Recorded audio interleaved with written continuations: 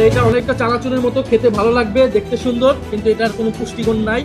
2026-27 budget নিয়ে এনসিপির আহ্বায়ক তথা জাতীয় নাগরিক পার্টির আহ্বায়ক নাহিদ ইসলাম তার প্রতিক্রিয়ায় বলেছেন, এবারের বাজেট হচ্ছে চানাচুরের মতো, খেতে মজা লাগবে, দেখতে সুন্দর, কিন্তু পুষ্টিগুণহীন। তার এই বক্তব্যের সাথে আপনারা কি একমত কিনা? তিনি তার এই প্রতিক্রিয়ায় এই কথাগুলো যেভাবে বলছিলেন, আমরা একটু তার মুখ থেকেই শুনি।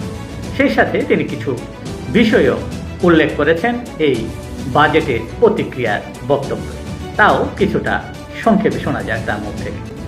9,38,000 কোটি টাকার বাজেট, যে বাজেটটাকে আমাদের মনে হচ্ছে উচ্চ অভিলাষী এবং বাস্তবতা বিবর্জিত। ফলে এটা অনেকটা চানাচুরের মতো, খেতে ভালো লাগবে, দেখতে সুন্দর, কিন্তু এটার কোনো পুষ্টিগুণ নাই।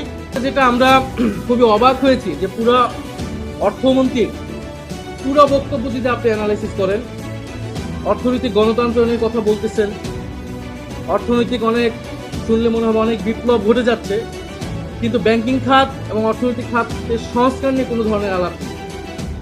ঋণ খেলাপিদের বিরুদ্ধে কী ব্যবস্থা নিবে, লুটেরা গোষ্ঠীদের বিরুদ্ধে সরকার কী ব্যবস্থা নিবে, পাচারকৃত অর্থ সরকার কোন প্রক্রিয়ায় ফেরত আনবে, এইটা ছিল সরকার কিভাবে আয় বৃদ্ধি করতে পারে বা দেশের অর্থ কিভাবে বাড়ানো যেতে পারে, সেটা নিয়ে কিন্তু অর্থমন্ত্রীর পুরো বক্তব্যে আমরা কিছু পাইনি। ফলে এটা অনেকটা চানাচুরের মতো, খেতে ভালো লাগবে, দেখতে সুন্দর, কিন্তু এটার কোনো পুষ্টিগুণ নাই। সুধী দর্শক, আপনারা কি ভাবছেন এই বাজেট নিয়ে তথা 2026-27 বাজেট নিয়ে? অবশ্যই কমেন্টসে জানাবেন। ধন্যবাদ।